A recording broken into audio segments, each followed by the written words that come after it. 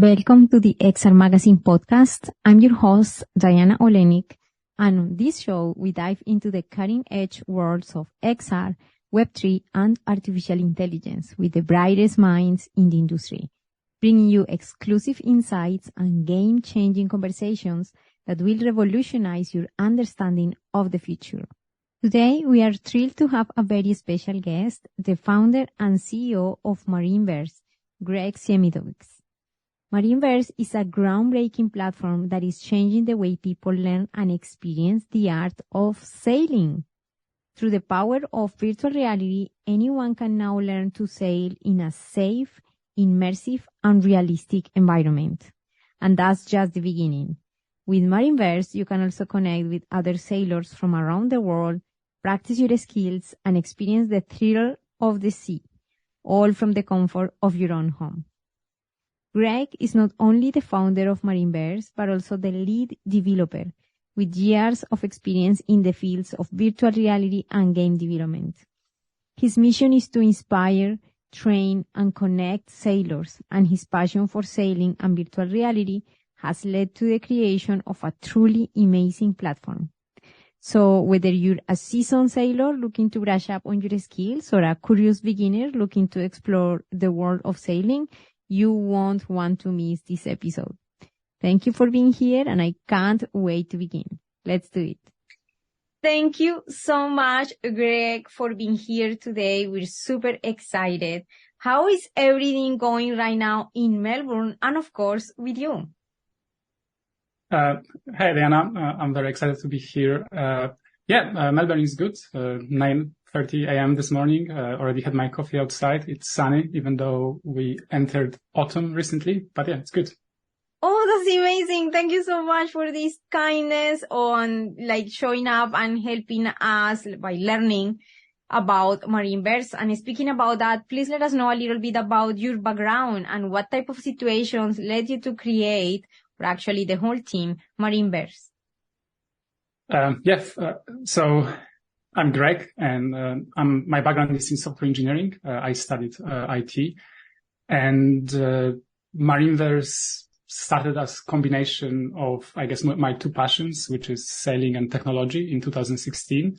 But really what we do at MarineVerse today is we make sailing more accessible to everyone. We give anyone with the headset opportunity to try sailing and learn, relax, and explore, or connect with other sailors and other people interested in sailing through racing and other activities.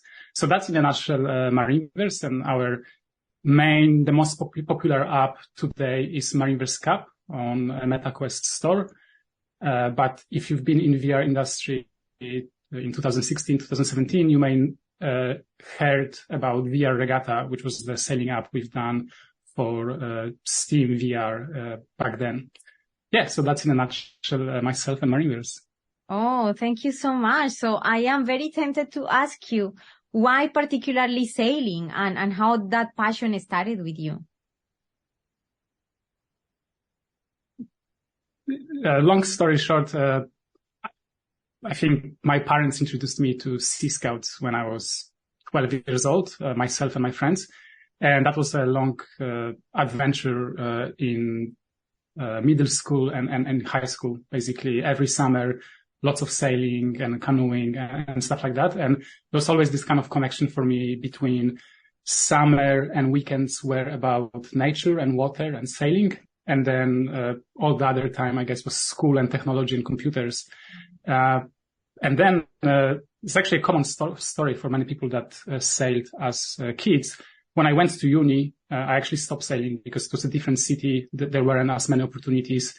And I focused fully on that second part of, I guess, my interest, which was tech and studying software engineering. And then I went to work. Long story short, moved to Australia from Poland.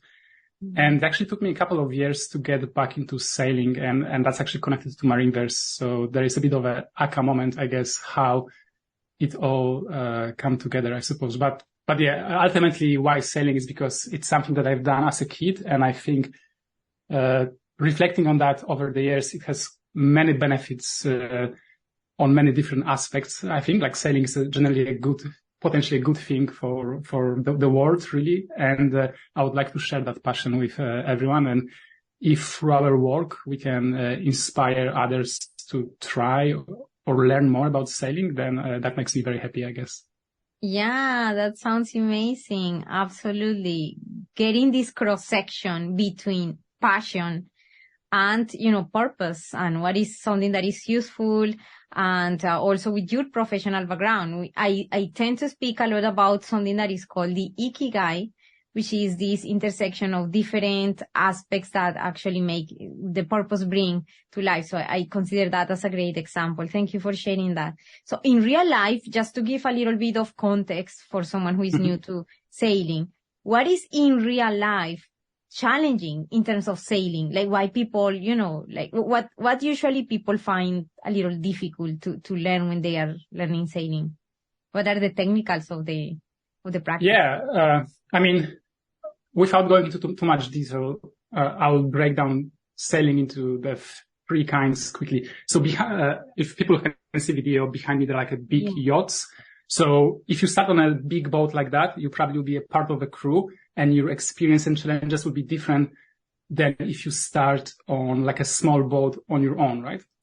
Because there are basically different opportunities. But how I started, and I think how many people will start, is a small boat where maybe like 3 or 4 people go on that boat, and then there is an instructor, and you get to do different things, and sometimes you get to steer, so be in the control of the boat. So what I found the most challenging the first time I was on the boat, I actually remember that, was there is so much confusing vocabulary that goes with sailing, like domain-specific language, that my native language is Polish, and all those words didn't really sound that Polish to me. And I was like, where is all this language coming from? Like you have your main sheets and bow lines, all those words are a bit confusing in the beginning, and it's hard, right? Because you are in a physical environment trying to make sense of what's going on. And yet people are talking to you, grab this thing, and if they're not careful, they're describing it by the proper name, and you're like, okay, what do you mean, this or that? So yeah, I think that's super confusing. And then if you actually get in the control of the boat, boat is not like a car. Like car, you can go pretty much in any direction. With boat, like a sailboat, you have to be aware where the wind is coming from, and there is something we call no-go zone, which is around 90 degrees upwind, where you cannot directly move in that direction. And this can be very confusing for the beginners. They get into the no-go zone and the boat is not moving. And if the boat is not moving, it's hard to steer, and they're really confused, and, it can be actually quite stressful, especially, if you are in one of those situations where you start on a boat on your own, right? So there's no one else. There's maybe a rescue boat next to you, shouting to you the instructions, like what you have to do, but ultimately you are confused. And both those examples, by the way, today MarineVerse Cup can help you with. Like you can learn those things at home, at peace, at your own, leisure. And then hopefully by the time you're on the water, you have other challenges, but those things are no longer a problem, right? You can actually learn them at home.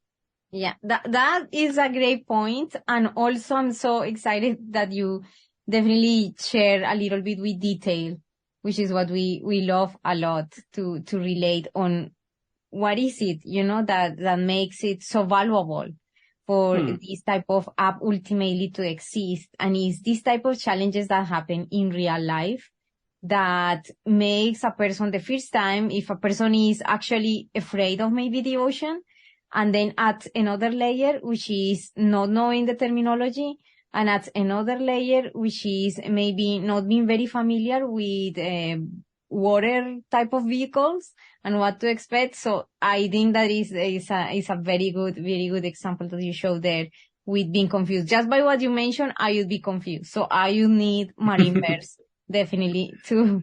And also the other thing is that we might be into sports and willing to learn very different sports, which is my situation. I really love to learn new things, but I don't have the ocean not even close.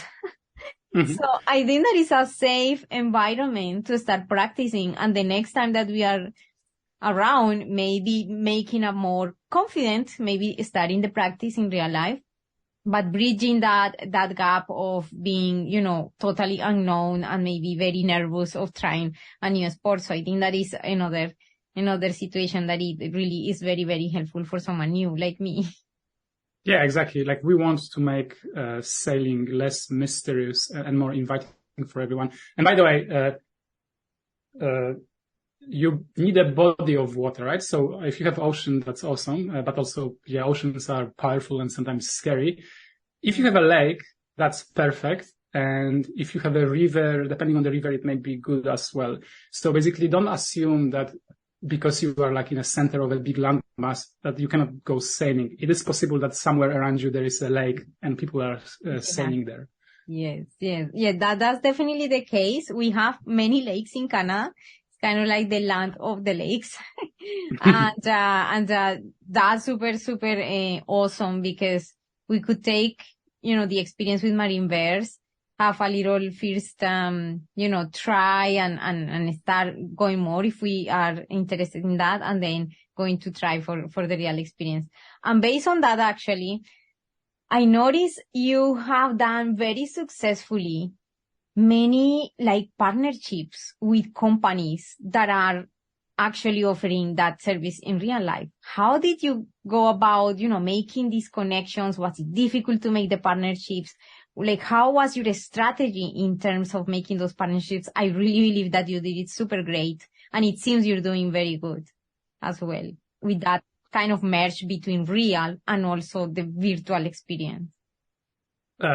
It's a great question and something that we're still working on, by the way. But essentially, our vision for MarineVerse Cup specifically is approachable. So hopefully not too confusing and everyone can get into it, but also authentic. And part of what it means for me to be authentic, in addition to physics and simulation, is also bringing the actual sailing universe into the app, which means ultimately, for example, bringing the real sailing brands and products into the app. So just by playing the app and being exposed to what's in it, you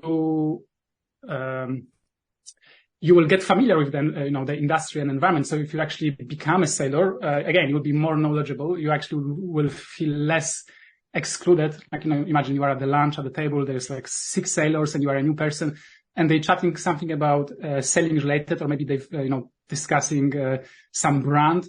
Now through the MarineVerse Cup experience, hopefully you know what they're talking about. Right. Now to your question, like how those partnerships actually happen.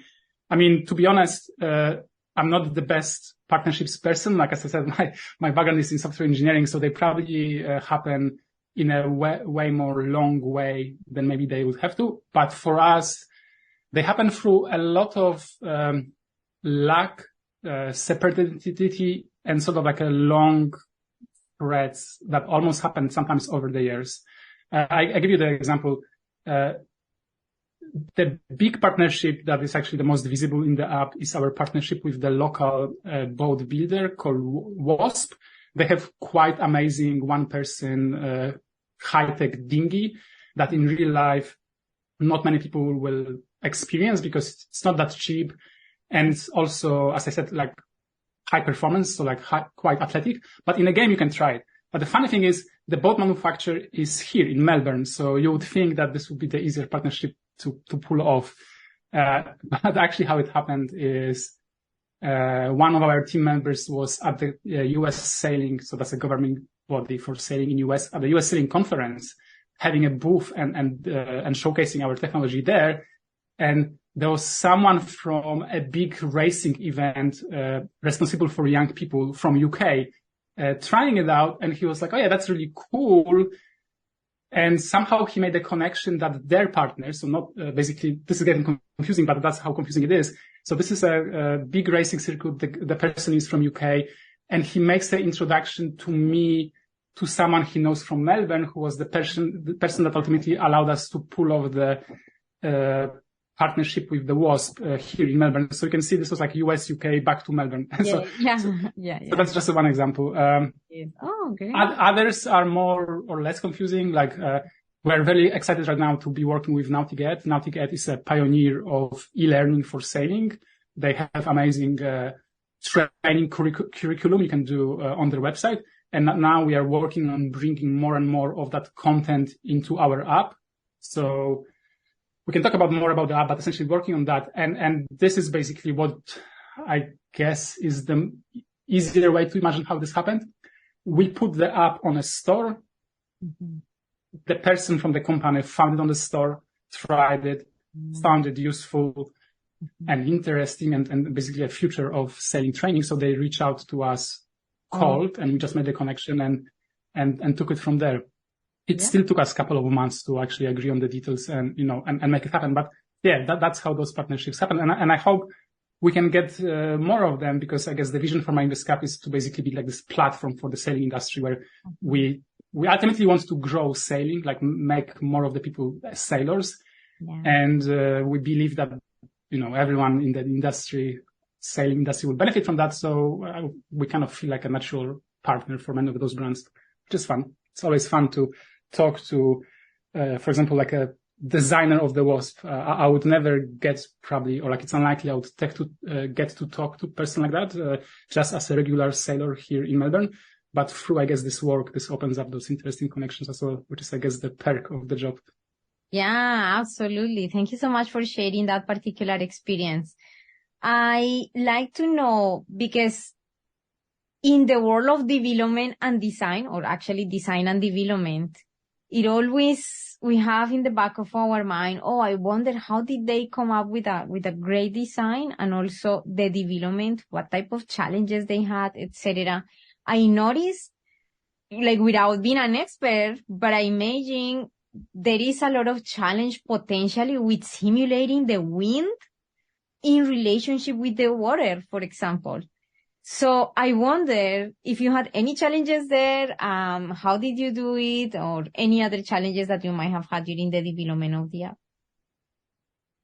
So the mechanics, etc. I mean, there is definitely lots and lots of challenges, and many of them still unsolved. We're still working on that. But the way we like working, and I guess I would encourage, I think, most of the people to work this way, is agile way, or like in small increments, sort of like doing something simple that delivers a bit of value and then building on that. And that's how we solve our challenges. Basically, if there is like a huge challenge, sometimes we basically try to simplify the problem and maybe solve part of the challenge that is still useful. So, for example, to your question of wind and water, in real life, yes, it's super complex. And like, if we actually were to do something that resembles an ocean with the wind, like we are very, very far away. And I'm not even sure this is possible on, like a powerful PC to do in a good way. Maybe it is, but definitely very hard, maybe impossible on a standalone device, Quest, which is essentially glorified smartphone, right? So in this case, the challenge is solved by just some clever idea and clever trick. Okay, like how can we make it so that it's good enough? This 80-20 rule, that maybe for like 20% of effort, that's actually probably work in this case, 20% of efforts to implement it, we are getting 80% of value for someone who is trying to learn how to sail. But to bring that remaining 20% of realism, that would be like 80% of effort. That hopefully, I mean, we are slowly going into that direction, but like wind physics is for sure tricky. Yeah, that's great. But still, I believe the user, when they are experimenting the app, they might have the feeling of certain conditions approaching, based on certain simulated physics, right? Like, yes, even though we're not gonna feel the air, but the consequence of something may be simulated, making, different outcomes from the experience, right? Is that how you navigated, like, the physics for this type of app? Yes, 100%. And I guess this kind of shows, it's funny because, I'm sure this isn't true for many sports and activities, but you can talk to the sailor who is like in their 70s and they've been sailing for like 50 years and they will tell you that they are still learning. Like, basically there is so much nuance to sailing that, when you set Are we simulating the wind physics? I'm like thinking about some very nuanced details, and we still have a lot of work to do. But on a high level, like as far as the beginner is concerned, yes, we have basic physics and basically the things that you will probably learn in your first couple of months of sailing. That's kind of there. And it's actually reasonably simple, as I think, which is basically if you know where the wind is coming from, you're pulling your sail more the closer you're going to the wind direction. I mean, I imagine this may be confusing if you haven't been on the boat, but essentially the principle is quite simple. But then knowing it and applying it can be tricky for the beginner, and I guess that's where the app can help. And if you understand that, you will be way more successful in your first days and weeks on the water because, again, you understand at least what you are supposed to be doing, which is always a plus. Yeah, amazing. Thank you. So, and I believe also to create a platform like this one and the way that it's growing, etc., it might have an interesting also beginning because you have your background in software engineering or as a software developer, but there is definitely more people involved. How did you come about, like from your background, assembling the team and making everyone, like work towards the same goal? What did you use? How did you do it? Yeah, it's definitely true that it's more like it's quite a few people involved in making it happen. And honestly, the very start, like the very first weeks and months of the project, I enlisted my partner to help me out. Like she happens to have a bit of skills in 3D and in graphics design, which were the things that we needed that I didn't have, and that got us going. If you look back on what we were shipping in June 2016, those were like very basic, almost like student-like project quality, so simple things. Yeah. But when we put it out there, the great thing happened, which is people with other skills, for example, way better 3D modeling skills, seen what we've done, seen the potential of what we're doing, and seen that we need a lot of help. So they reached out to us, and essentially we connected like here on digitally, and we got to work together. So in 2-3 years of the project, we collaborated actually with 3D artists from Canada, and we were working with sailing expert from US, and basically, I guess I wouldn't say that I was necessarily, other than being open to it, it wasn't my amazing charisma that brought the help on board. It was more like putting our product or idea out there and trying to broadcast that we're doing this. And then naturally people that were attracted to this vision or this idea got in touch.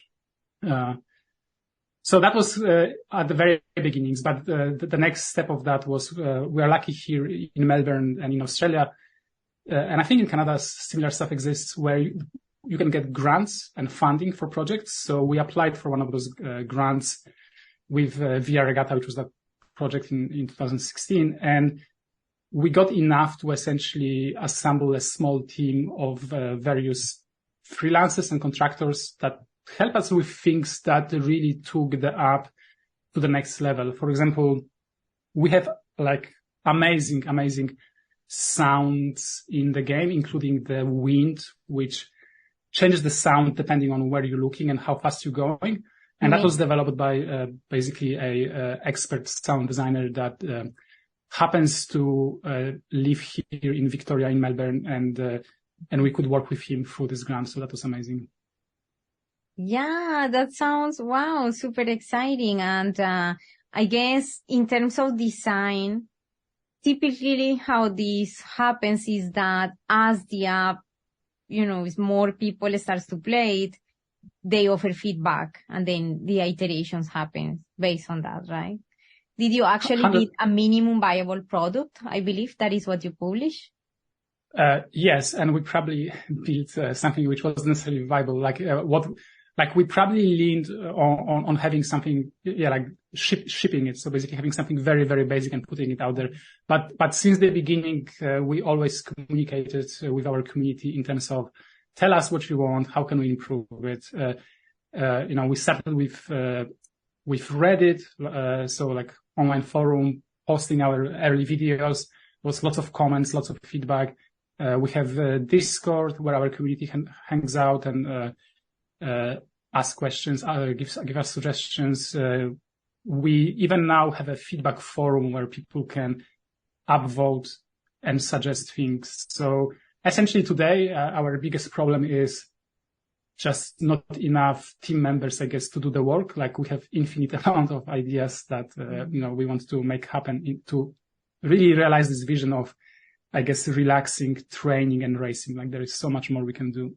Yeah. Wow. That's amazing. And what would be your vision, ideal situation of MarineVerse? Where is it going? Yeah, it's an excellent question. I mean, so we have those three pillars, relaxing, training, and racing. So I will start with the last one, racing. So today you can race in MarineVerse Cup and it's sort of like for fun. But really, if you look at the Olympics, for example, Olympics already had esports in the past and they have sailing. So MarineVerse should be one of the Olympic disciplines. That's probably one of the pinnacles. So you have your pro esport athletes competing in virtual sailing. So that's kind of the racing pillar.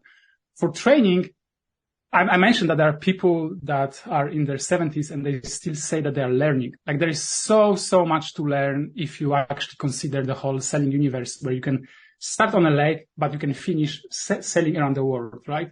So much to train. So basically, I guess the vision is we covered more and more of this curriculum. So whether you are a complete beginner or you've been sailing for 30 years, there should be something for you to practice in a safe environment and improve your skills. And then on relaxing, there are so many, first of all, real beautiful locations in the world that it will be so cool to bring into virtual environment. Imagine like sailing in the Caribbean or in Thailand. Like you should be able to do that. And in fact, you should have a choice. If you are a complete beginner and you don't want to learn, you should get a virtual skipper and, just sit on the boat and enjoy the environment. Mm-hmm. And if you feel comfortable, you can take the steering. But then I suppose, this is a virtual environment. So I guess over time we can start creating imaginary locations and places that are just amazing to explore, but would not be possible on Earth. Like my old joke was like how fun it would be to sail on a lake on Moon, right? So like a fake lake on the Moon, but you can see the Earth, you can see amazing sky. So obviously that's not going to happen in real life, but in virtual reality, I guess it's good. Yeah, I was gonna mention something on those lines, which is sparking, the creativity and people being able to also, help inform what would be some of those very, very fun experiences that are unimagined, that nobody has imagined that even could exist. So I think that there is a lot of possibilities, and I'm super, super glad with everything that you and your team are doing. And of course, with all the kindness that you've expressed today at sharing your work, experience, and knowledge, insights on the journey, creating and growing MarineVerse. So I wonder, Greg, at this point, is there anything that you wish I had asked you today? No, Diana, it was great chatting to you. I think my closing words would be, if you have a Quest or PCVR, check out MarineVerse Cup. You may think that sailing is not for you, but I believe sailing is for everyone. And I guess hopefully if you try it, you will like it. And to that, don't assume that it's too hard to go sailing or it's only like for rich people. No. And just type in Google, introduction sailing class around me. And not everyone will have it. Like if you're living on a desert, then maybe it won't be possible, but in many places it actually will be possible. And if you are not Northern Hemisphere, which most of you probably are, then summer is starting soon. And in the lead up to summer, there's actually quite a lot of those classes starting. So this can be a fun little adventure for you and maybe a lifelong passion. Like as I mentioned, like people have been sailing for like decades. That's kind of amazing of this activity that it connects generations, I guess. Yes, absolutely. Thank you so much for all of the stuff that you've been sharing today. We're going to leave in the comments, in the description, the link to the Discord. But in the meantime, anybody can check MarineVerse, like the webpage, right? Mm-hmm. In order to... exactly. Yeah, MarineVerse.com. Is it? Yeah, that's it. Yeah, okay. MarineVerse.com, or if you are on Quest, you can type sailing in the search, or MarineVerse, and you will find the app as well. Find the app. Okay. Thank you so much, Greg. It's been absolutely great to be talking today. And I really, really wish that we can continue talking maybe later on with new updates about MarineVerse. Thank you so much, and see you in the next episode. Bye for now. Thank you.